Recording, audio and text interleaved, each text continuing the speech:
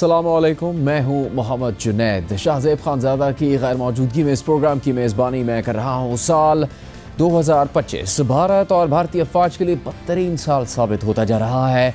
मई में पाकिस्तान से होने वाली जंग में रफाल तैयारों समेत 7 तैयारों का नुकसान उठाने के बाद आज एक आलमी फ़ज़ाई नुमाइश में भारतीय फ़ज़ाइया को एक और बड़ा धचका लगा है। आज दुबई एयर शो में भारतीय साख्ता तेजस फाइटर जेट फ़ज़ाई मुजाहरे के दौरान अफसोसनाक हादसे का शिकार होकर क्रैश कर गया और तैयारे के पायलट की जान भी चली गई। मगर इस हादसे के बाद भारतीय फ़ज़ाइया की साख मज़ीद ख़राब हो गई है। मीडिया रिपोर्ट्स के मुताबिक हादसे का शिकार होने से पहले तेजस तैयारे के पायलट ने दुबई में होने वाले एयर शो के मकाम के ऊपर से कई मरतबा परवाज़ की, मगर फिर दुबई के मकामी वक्त के मुताबिक तकरीबन दोपहर 2:10 पर तैयारा अपना कंट्रोल खोने लगा और ज़मीन की तरफ सीधा गिरने लगा और फिर लम्हों में एयरफील्ड के अंदर ही गिरकर तबाह हो गया। भारतीय फ़ज़ाइया के तेजस तैयारे को हादसा पेश आने के बाद फौरी तौर पर रेस्क्यू कार्रवाइयाँ शुरू कर दी गई। एयर शो को आर्जी तौर पर रोक दिया गया है। विजिटर्स को नुमाइश वाले इलाके की तरफ वापस भेज दिया गया। खुद भारतीय एयरफोर्स ने इस हादसे की तफसीलात बताते हुए कहा है कि दुबई एयर शो में एक फ़ज़ाई मुजाहरा के दौरान भारतीय फ़ज़ाइया का तेजस तैयारा हादसे का शिकार हो गया। हादसे में पायलट को जानलेवा इंजरीज हुई। भारतीय फ़ज़ाइया इस कीमती जान के ज़ाया पर गहरे दुख का इजहार करती है और सोगवार ख़ानदान के साथ मुकम्मल यकजहती का इजहार करती है। हादसे की वजह जानने के लिए कोर्ट ऑफ इंक्वायरी कायम की जा रही है। ये तैयारा हादसा भारतीय फ़ज़ाइया की साख के लिए इस जहाज़ से बहुत अहम है क्योंकि दुबई एयर शो दुनिया के सबसे बड़े एयर शोज़ में से एक है। इस साल दुबई एयर शो दुबई के अल मखतूम इंटरनेशनल एयरपोर्ट में 17 नवंबर को शुरू हुआ था और आज उसका आखिरी दिन था। इस नुमाइश में पाक फ़ज़ाइया समेत दुनिया के कई ममालिक के जंगी और दीगर तैयारे अपनी फ़ज़ाई सलाहियतों का मुज़ाहरा कर रहे थे। भारतीय फ़ज़ाइया ने तेजस तैयारे को पेश आने वाले हादसे की तहकीकात का ऐलान कर दिया है। BBC के मुताबिक चंद रोज़ से सोशल मीडिया पर यह कयास आराइयाँ भी हो रही थी कि एयर शो में रखे गए इस लड़ाका तैयारे के फ्यूल टैंक से तेल का खराज हो रहा है, लेकिन इंडियन हुकूमत की जानिब से फेक न्यूज़ के तदारुक के लिए बनाया गया अकाउंट PIB फैक्ट चेक ने इन कयास आराइयों की तरदीद की थी और कहा था कि ये मामूल का अमल था जिसमें तैयारे के एनवायरमेंटल कंट्रोल सिस्टम और on board oxygen generating system से आलूदा पानी निकाला गया था। भारत में अब भी इस सवाल उठाया जा रहा है कि यह हादसा इंसानी गलती थी या किसी तकनीकी या फ़नी खराबी का नतीजा था। ताहम ये सूरत हाल पहले ही सामने आ चुकी है कि रवां साल मई में पाक भारत जंग में भारतीय फ़ज़ाइया की नाकामी साबित होने से पहले भारतीय फ़ज़ाइया कई मुश्किलात का सामना कर रही थी, जिनमें टेक्नोलॉजी के मसाइल, तैयारों के पुराने होने का मसला और नए तैयारों की ख़रीदारी की डील्स में ताख़ीर का मसला शामिल था। ख़ास तौर पर भारतीय फ़ज़ाइया के ज़ेर इस्तेमाल रूसी साख्ता MiG-21 तैयारों को उड़ते ताबूत के नाम से पुकारा जाता था। पाक भारत जंग शुरू होने से पहले खुद भारतीय एयर चीफ इस सूरत हाल की निशानदही कर रहे थे। 28 फरवरी को भारतीय एयर चीफ AP सिंह ने अपने एक इंटरव्यू में कहा था कि भारतीय फ़ज़ाइया को हर साल 35 से 40 जंगी तैयारों की सख्त ज़रूरत है और वो टेक्नोलॉजी के लिहाज से भी काफ़ी पीछे है। The Chief of Air Staff, Air Chief Marshal AP Singh, has dropped a few truth bombs. Chief of Air Staff AP Singh ने धमाका खेज सच बयान कर दिया है, जिससे खतरे की घंटी बज गई है। उनका कहना है कि इंडियन एयरफोर्स को सालाना 35 से 40 जहाज़ों की अशद ज़रूरत है। भारतीय फ़ज़ाइया के बेड़े में ऐसे जहाज़ों की भरमार है जो 5 से 10 सालों में नाकारा हो जाएंगे और इनके भी फौरी मुतबादल की ज़रूरत है। उन्होंने ये भी कहा कि भारतीय एयरफोर्स में नए जहाज़ों की शमूलियत बहुत सुस्त रवि का शिकार है और भारतीय एयरफोर्स टेक्नोलॉजी में बहुत पीछे रह गई है। अहम बात यह है कि चीफ ऑफ एयर स्टाफ का ये बयान उस वक्त सामने आया है कि जब डिफेंस मिनिस्टर राजनाथ सिंह ने कुछ दिन पहले ही एक 5 मेंबर कमेटी बनाई थी जो ये रिपोर्ट देगी कि क्या ऐसे फौरी इकदाम किए जाएं कि भारतीय फ़ज़ाइया में नए जहाज़ों की शमूलियत हो सके। At the moment, we all are aware that we are very badly off in terms of numbers. इस वक्त हम सबको पता है भारतीय फ़ज़ाइया में जहाज़ों की तादाद की सूरत हाल बहुत बुरी है और जो नए जहाज़ों का वादा किया गया था वो भी सुस्त रवि से मिल रहे हैं। इस वक्त ज़रूरत इस बात की है कि फौरी तौर पर ऐसे इक़दाम किए जाएं कि भारतीय फ़ज़ाइया में जहाज़ों की इस कमी को पूरा किया जा सके। मगर हमें ये अज़्म करना होगा कि कम अज़ कम आने वाले दिनों में टाइमलाइन इस तरह मुतासिर नहीं होगी और टेक्नोलॉजी में जो भी इजाफा हम खुद कर सकते हैं वो फौरी तौर पर करें, वरना दुनिया के साथ शराकतदारी के साथ आगे बढ़ें। मगर हमें हर हाल में अपनी रफ्तार बढ़ाना होगी। हमारे पास ऐसे बहुत सारे जहाज हैं जो 5 से 10 साल बाद इस्तेमाल के काबिल नहीं रहेंगे। इसलिए हमें न सिर्फ पहले से जहाजों की कमी को पूरा करना होगा, बल्कि जो जहाज फेज आउट हो जाएंगे उनकी जगह भी नए जहाज लेने होंगे। इसका मतलब है कि हमें हर साल 35 से 40 नए जहाजों की जरूरत है।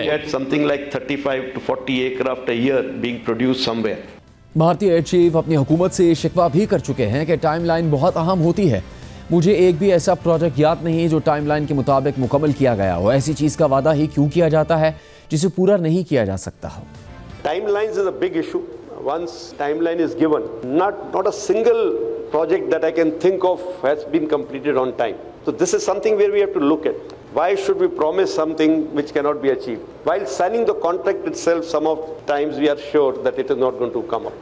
But we just sign the contract. उसके बाद देखेंगे क्या करना है।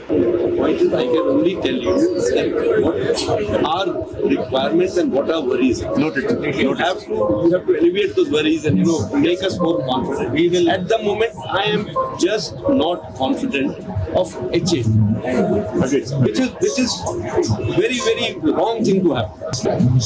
मजा नहीं आ रहा. So we'll work on this. We'll work. And this you send me as early as possible. Yes. Something has to change. Some drastic change. दूसरी जानिब मई में पाक भारत जंग में पाकिस्तान की फतह के हवाले से अमरीकी कांग्रेस की रिपोर्ट सामने आने के बाद अब भारत में मोदी हुकूमत पर ऑपोजिशन की तनकीद मजीद बढ़ गई है। रवा हफ्ते चीन के हवाले से अमरीकी कांग्रेस की US China economic and security review commission ने साल 2025 की रिपोर्ट कांग्रेस को पेश कर दी थी, जिसमें साफ लिखा गया था कि भारत के खिलाफ 4 रोज़ा झड़प में पाकिस्तान की फौजी कामयाबी ने चीनी असलहे को पजीराई दिलाई। भारत के ज़ेर इस्तेमाल फ्रांसीसी रफाल तैयारों को गिराने में पाकिस्तान की तरफ से चीनी हथियारों का इस्तेमाल भी चीन के दिफाई सामान की फ़रोख्त का अहम नुक्ता बन गया। इस रिपोर्ट पर तबसरा करते हुए वज़ीर आज़म शहबाज शरीफ ने कहा कि कांग्रेस में पेश की गई रिपोर्ट ने मोहर लगा दी है कि मई में पाकिस्तानी अफवाज ने भारत को शिकस्त दी थी। अमेरिका में कांग्रेस ने भी रिपोर्ट दी है, मई में जो युद्ध हुआ था और हिंदुस्तान को उस 4 दिन की मुख्तसर जंग में अफवाज पाकिस्तान ने हिंदुस्तान को जो जनाटेदार थप्पड़ रसीद किया था, आज अमेरिका की कांग्रेस की रिपोर्ट ने भी मोहर लगा दी है कि पाकिस्तान की अफवाज ने वाकई, और अब तो प्रेसिडेंट ट्रंप हर तकरीर में जिक्र करते हैं कि 7 नए नुकोरे जहाज पाकिस्तान ने गिराए। 4 दिन के अंदर हिंदुस्तान की फौज वो घुटनों के बल गिरी।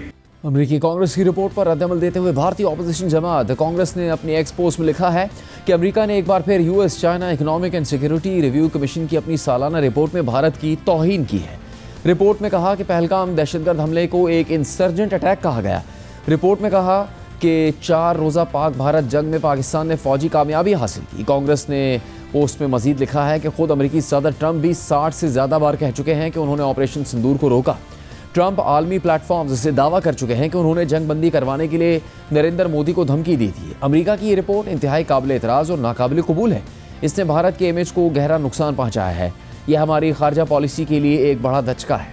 पोस्ट में मजीद लिखा कि भारत की इज्जत मुसलसल मजरूह की जा रही है, लेकिन वज़ीर आज़म नरेंद्र मोदी की तरफ से कोई आवाज़ तक नहीं निकल रही।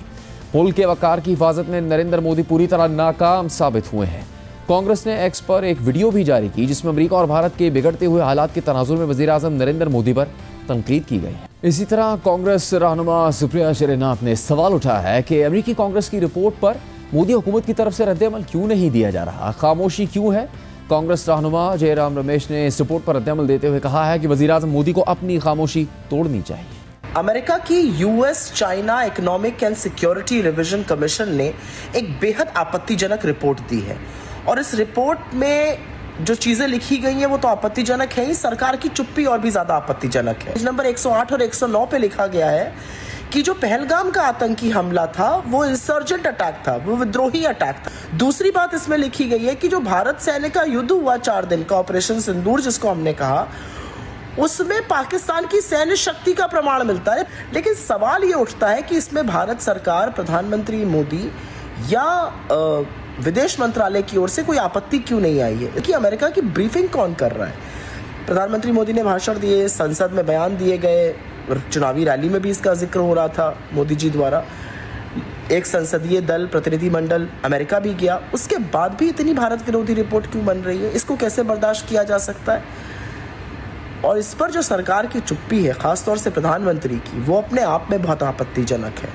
इस मामले की विवेचना होनी चाहिए, इसके खिलाफ आपत्ति दर्ज होनी चाहिए और इसका विरोध होना चाहिए। इस 800 पन्ने की रिपोर्ट में पेज 109, पेज 108 चौंका देने वाली है। पेज 108 में कहता है कि पहलगाम में जो हुआ ये आतंकी हमला नहीं था, ये विरोधी हमला था, यानी कि ये टेररिस्ट नहीं थे, ये इंसर्जेंट थे।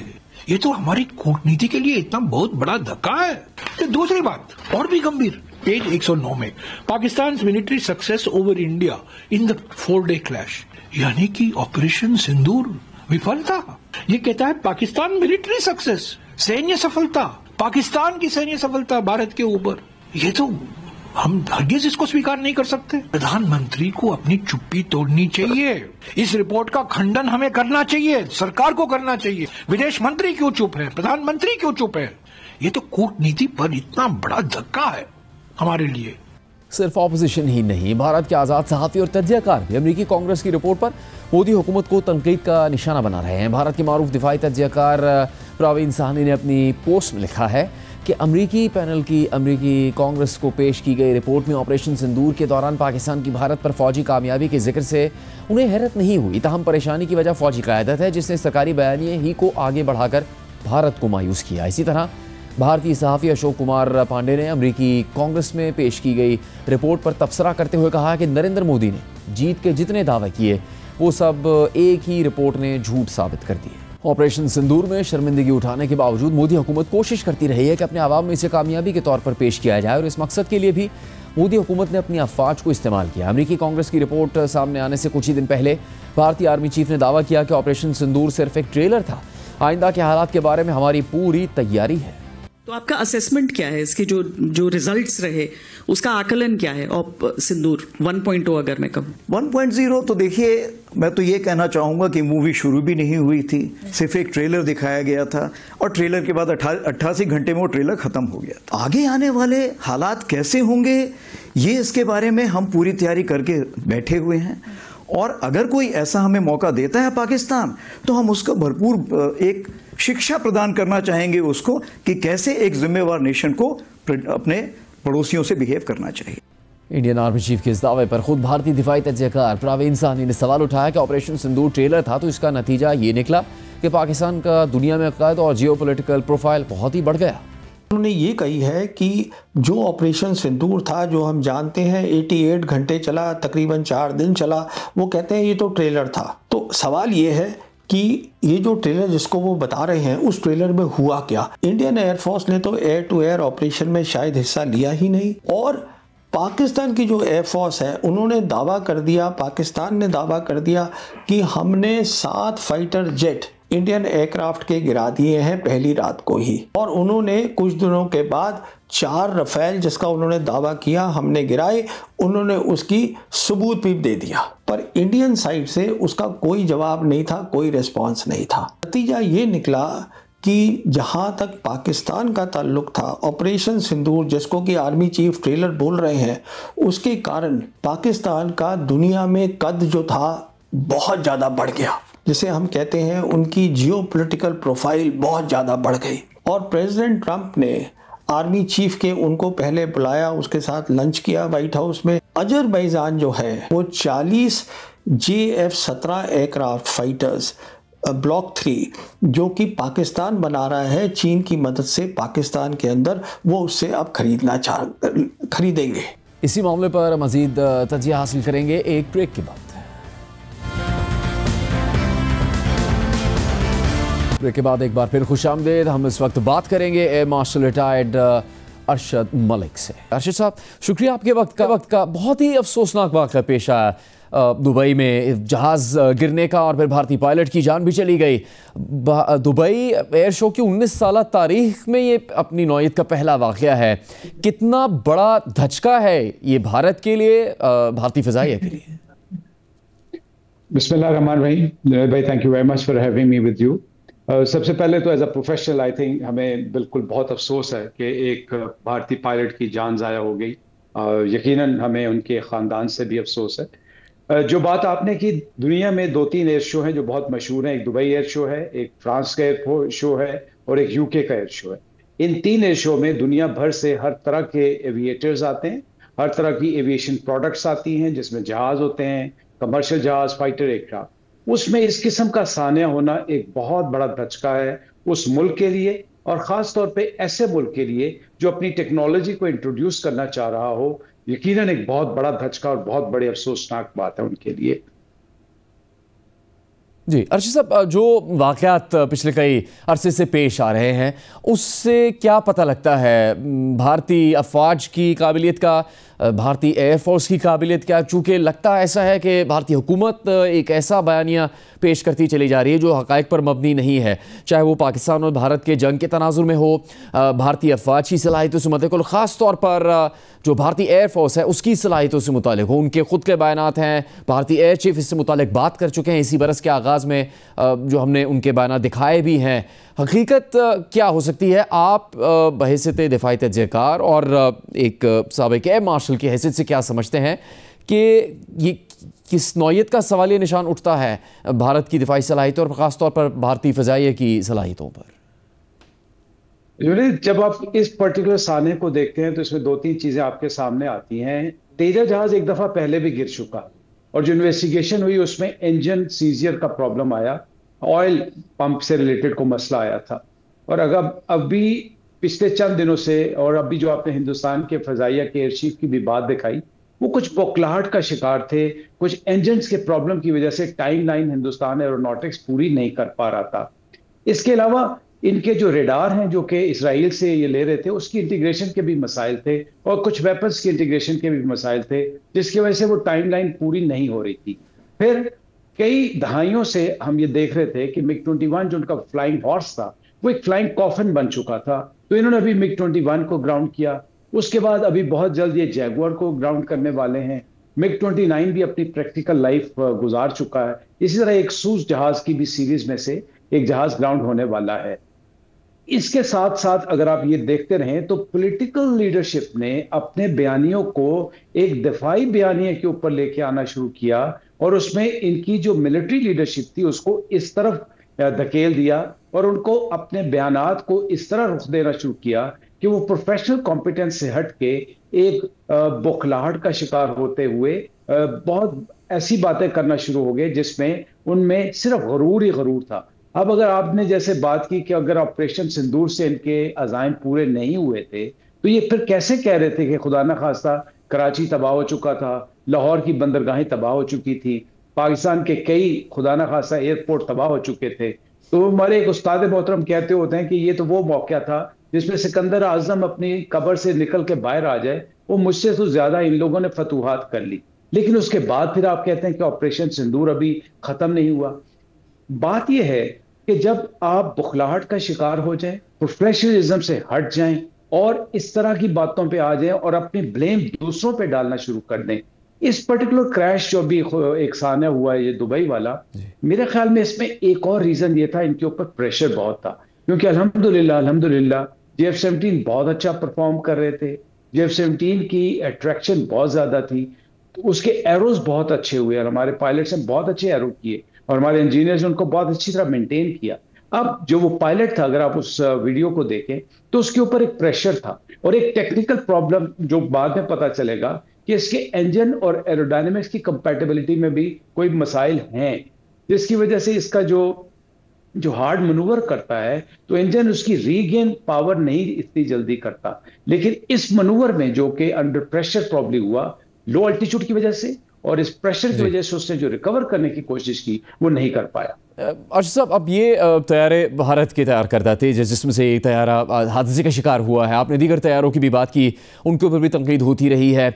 माजी में जाएं तो 2019 के वाक़े के बाद भारतीय वज़ीर आज़म नरेंद्र मोदी का ये कहना था कि अगर रफ़ाल होते तो हालात मुख्तलिफ होते। उनकी मुराद भी पूरी हुई, रफ़ाल भी भारत ने हासिल कर ली, लेकिन उनकी फ़ज़ाइया वहीं की वहीं रही और जो जंग की उनकी जानिब से कोशिश की गई थी उसमें भी उन्हें नाकामी का सामना करना पड़ा, जिसको पूरी दुनिया तस्लीम कर रही है।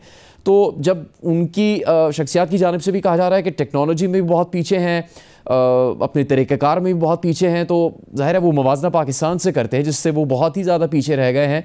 वो भी वजह बन रही है चूँकि भारतीय फ़ज़ाइया की प्रोफेशनलिज्म पर भी सवालात उठ रहे हैं। फिर देखिए 2-3 बातें इसमें याद रखिएगा। एक तो मरबूत जब तक आप नहीं होते, जब तक आप किसी को उसकी स्पेस नहीं देते, एक पर्टिकुलर आर्म को उसकी स्पेस नहीं देते, तो प्रॉब्लम शुरू हो जाते हैं। अब यहाँ पे सुपरवाइजरी लेवल पे भी प्रॉब्लम्स आ सकते हैं, और जो प्रोफेशनलिज्म है, जब आप देखते हैं कि आपके मुकाबले में दूसरा मुल्क जिसके पास नंबर भी कम है, और ये कहना कि टेक्नोलॉजिकली वो हमसे कहीं कमतर है, बिल्कुल गलत बात है। बिकॉज राफेल एक बहुत अच्छा जहाज है, बहुत काबिले एहतराम जहाज है। एज अ प्रोफेशन, मैं प्रोफेशनल बात करूंगा, Su-30 बहुत अच्छा जहाज है। बट बात ये होती है कि आप इन एसेट्स को कैसे एम्प्लॉय करते हैं, अपनी ट्रेनिंग की ऑर्केस्ट्रेशन कैसे करते हैं, फिर एक मजबूत तरीके के तहत अपने पायलट्स को मोटिवेट करके कैसे लेके आते हैं। मेरे ख्याल में जो हिंदुस्तान की अगर फिजाइया का, जो कि बहुत प्रोफेशनल एयरफोर्स है, जिसके पास अच्छे कॉम्पिटेंट चीजें भी हैं, एसेट्स भी हैं, जो एक कमी मुझे नजर आ रही है वो उनकी लीडरशिप की बुखलाहट, लीडरशिप का lack of focus, diverting the blame towards others, और उससे बढ़ के सिर्फ ये बात कि वो अपनी ट्रेनिंग पे इतना जोर नहीं दे रहे, अपनी स्किल डेवलपमेंट पे इतना जोर नहीं दे रहे, रादर देन वो गैर जरूरी चीजों की तरफ फोकस करें, जिसकी वजह से एक पूरा माहौल खराब हो जाता है। और जो दूसरे लोग होते हैं वो लोग भी उस वक्त फिर अपनी अटेंशन डाइवर्ट कर पाते हैं, अपनी अटेंशन लूज कर बैठते हैं।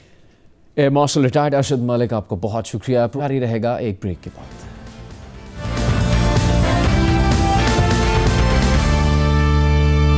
प्रोग्राम में एक बार फिर खुशामदीद। 27वीं आईनी तरमीम की मंजूरी और इमरान खान की बहनों के साथ मुबैना बदसलूकी के खिलाफ तहरीक इंसाफ ने आज यौम स्याह मनाने का ऐलान किया था, जबकि वज़ीर आला खैबर पख्तूनख्वा सुहेल आफरीदी ने अडयाला जेल में कैद इमरान खान से मुलाकातें न होने पर वज़ीर आला पंजाब मरियम नवाज को खत लिख दिया है।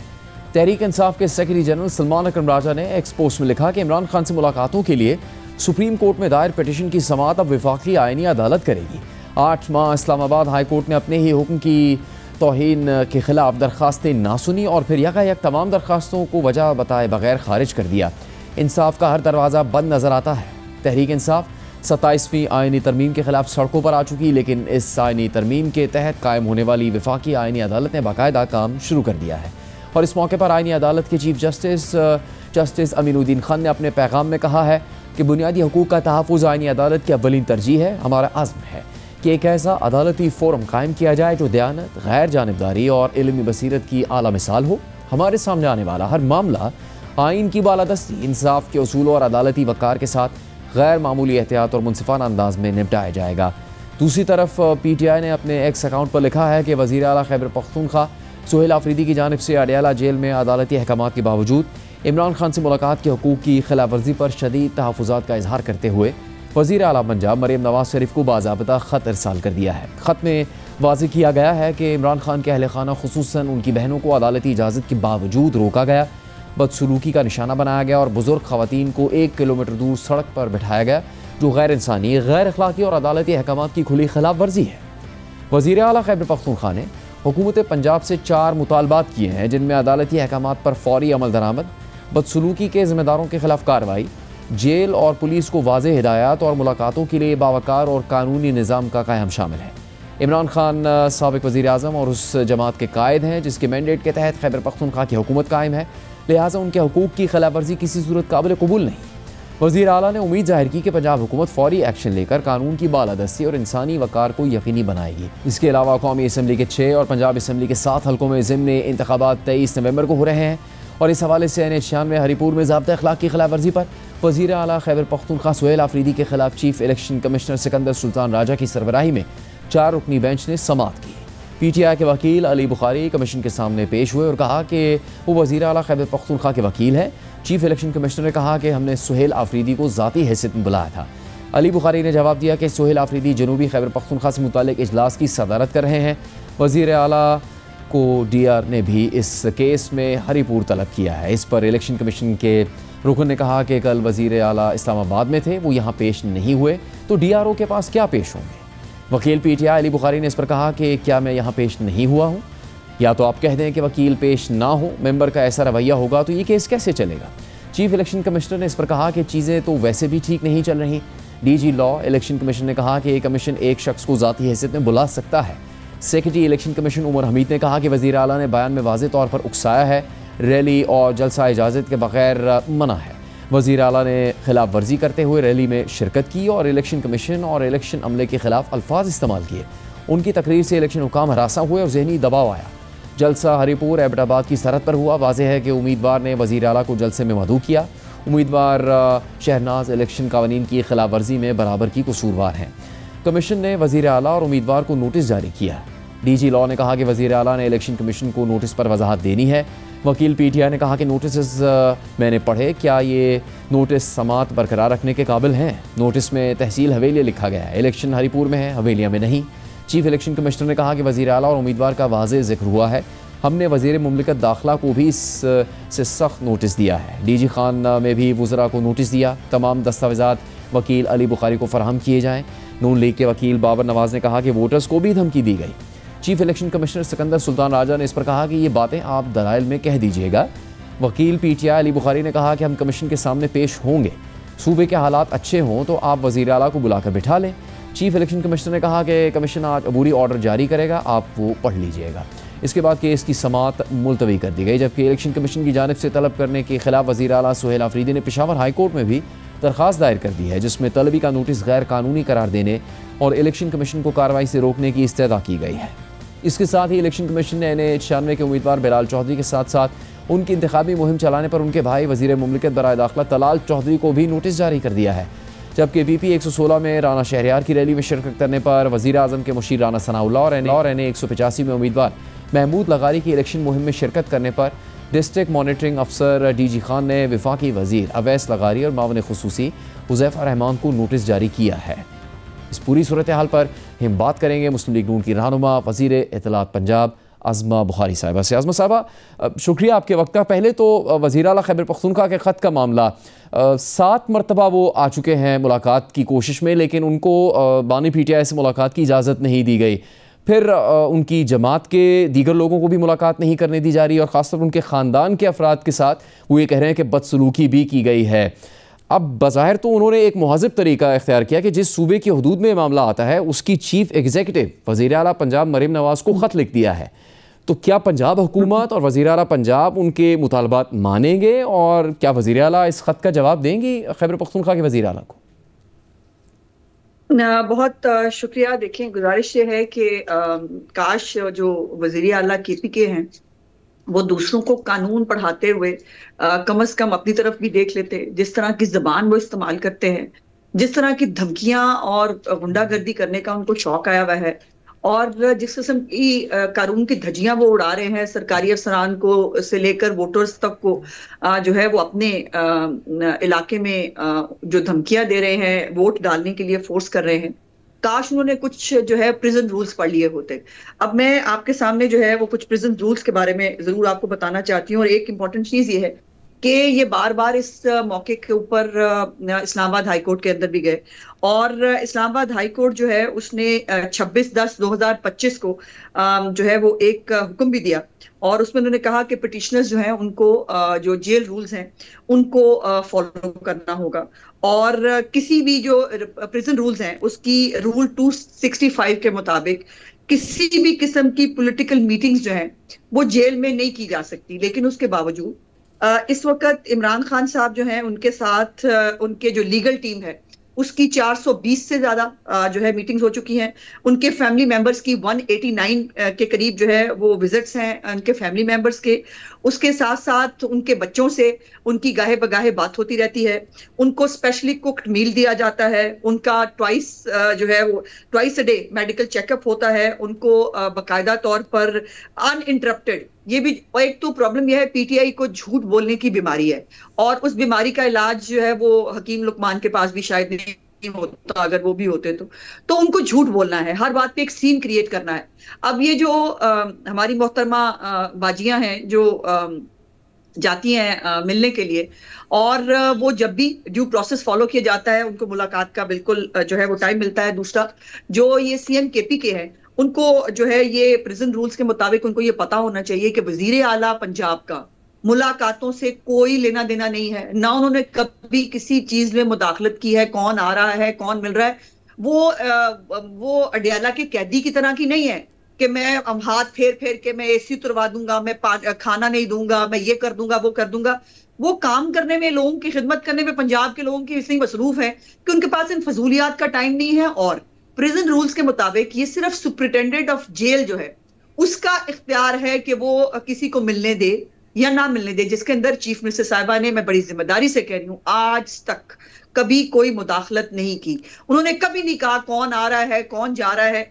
अब जो एक रूल्स है प्रिजन रूल्स के मुताबिक, इनको कॉम्पिटेंट अथॉरिटी जो है अपना सुपरिटेंडेंट जेल, उनको लिखना होता है और उनको बताना होता है रीजन क्या है मिलने की, और अपना CNIC और जो रिक्वायरमेंट्स होती हैं वो सबमिट करनी होती है। लेकिन बात यह है कि आपने सिर्फ वो एक खत खेलना है, मीडिया के साथ जो है वो एक खबर बनानी है।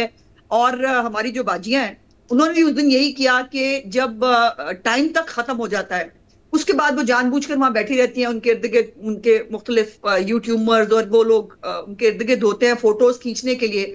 अब जिसको वो इशू बना रही हैं कि जी हमारे साथ ये हो गया, घसीटा गया, किसी एक वीडियो की तस्वीर आपने देखी है? जो खाना तक नहीं खाते हैं, जो इनकी हर चीज फिल्म बंदी होती है, जिनकी हर चीज रिकॉर्ड होती है, उनके साथ अगर खुदा न खास्ता को इतना बड़ा वाकया हुआ होता जिसमें उनको घसीटा जाता या मारा जाता, उसकी वीडियो ना होती।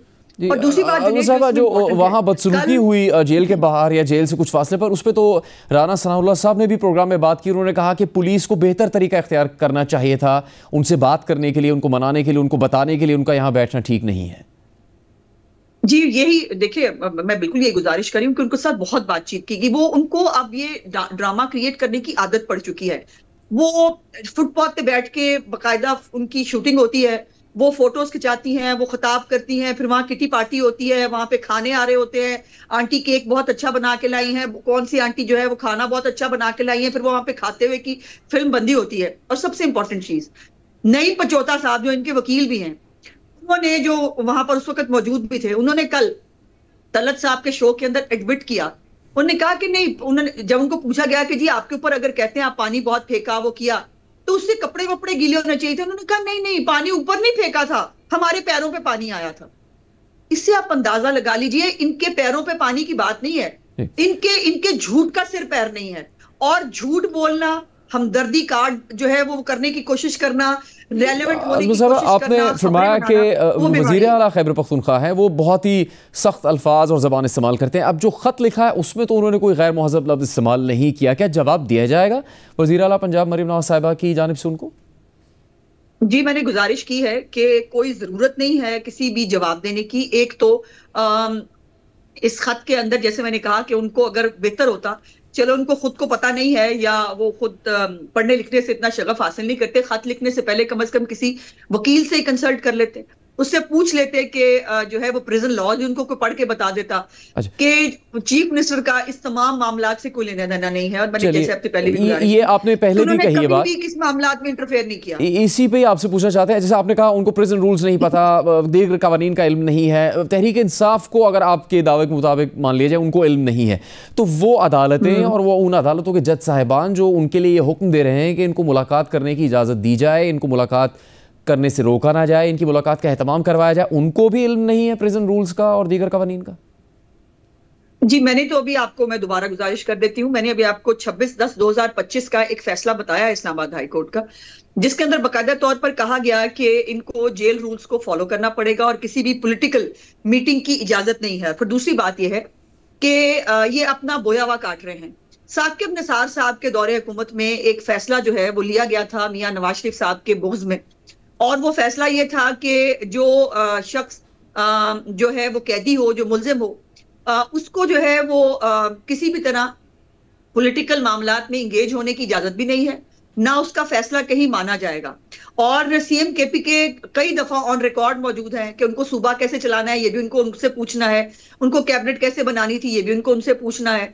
तो फिर मुझे ये बता दी कि सुप्रीम कोर्ट का जो फैसला है जो अभी तक एग्जिस्ट करता है साकिब निसार साहब का मियां नवाज शरीफ साहब के खिलाफ, जो कहता है कि एक मुजरिम जो है वो जो कैद काट रहा है वो किसी भी तरह की पॉलिटिकल एक्टिविटी में, किसी पॉलिटिकल डिस्कशन में शामिल नहीं हो सकता। उस वक्त तो हमारे सेनेटर्स के टिकट तक वापस करा दिए गए थे कि इसके ऊपर जो है, और हमारे कैंडिडेट्स जो है वो डिक्लेयर कर दिए गए थे इंडिपेंडेंट, क्योंकि उसके ऊपर मियां साहब के साइन थे। अब इसके बारे में क्या ख्याल है कि यह सुप्रीम कोर्ट का फैसला एग्जिस्ट नहीं करता?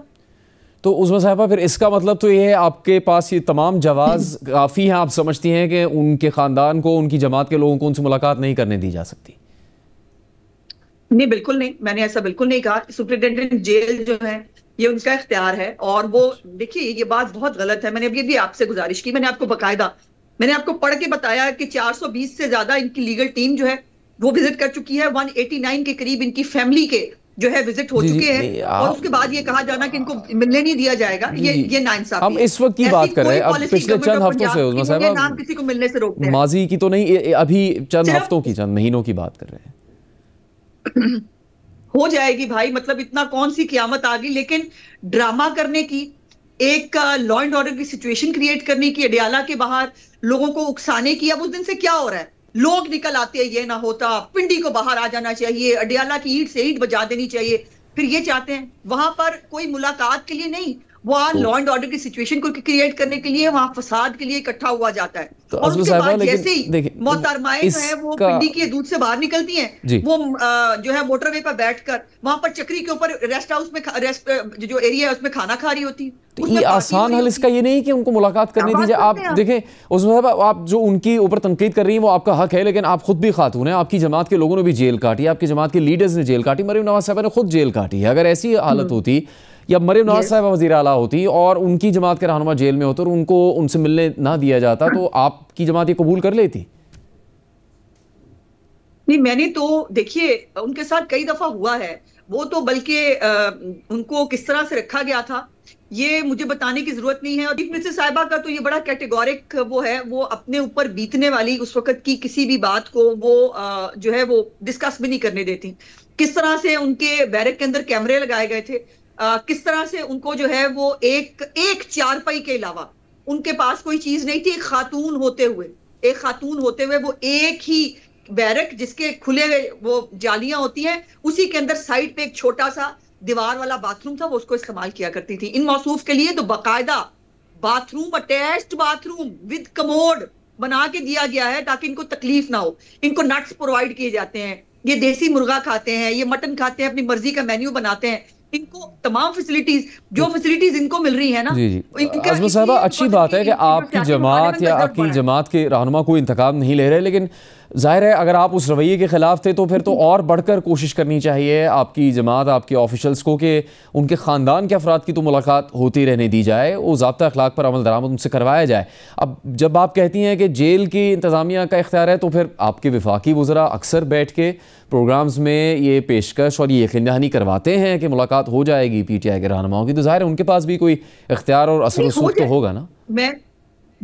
मैं भी कह रही हूँ हो जाएगी मुलाकात, लेकिन मुलाकात करने में और मुलाकात का ड्रामा करने में फर्क है। अगर तो सिर्फ जो है वो ये करना है कि सोशल मीडिया पे एक लोगों के जज्बात उभारे जाएं। आपको याद होना चाहिए कि जब मौसूफ गिरफ्तार हुए थे उस वक्त पता क्या कहा था कि लोगों बाहर निकलो, चूंकि उसको मारा गया है, वो बहुत जख्मी हालत में है, इसलिए फिर 9 मई हुआ था। यही तरीका वारदात है कि ये मिलने से ज्यादा ये फसाद क्रिएट करना, लोगों के जज्बात उभारना, लोगों को जो है अडियाला पे हमला करने की दावत देते हैं, मुलाकात करने के लिए नहीं आते। और 189 मुलाकातें हो चुकी हैं भाई, 190 में भी हो जाएगी। अगर रोकनी होती तो फिर 189 मुलाकातें होती। रोका गया था जब मियां नवाज शरीफ साहब को, कि वो बेगम कलसूम नवाज जो उस वक्त आखिरी सांसें ले रही थी, और उनको एक पता नहीं क्यों उनको लग गया कि इस वक्त मुझे उनसे बात करनी चाहिए। उनको कहा था नहीं, आपके 20 मिनट खत्म हो गए हैं। जो कैदी है अडियाला के, ये 1.5 घंटा अपने बच्चों से बात करते हैं। तो मैं किस चीज का कंपैरिजन दूं आपको? तो कतई तौर पर ना हुकूमत पंजाब ने किसी मुलाकात से रोका है, पहले भी मुलाकातें होती रही हैं, आगे भी हो जाएंगी। आज़मा बुखारी साहब, बहुत शुक्रिया प्रोग्राम में बात करने के लिए। प्रोग्राम का यहाँ पर इख्तिताम होता है, इजाज़त दीजिए। अल्लाह।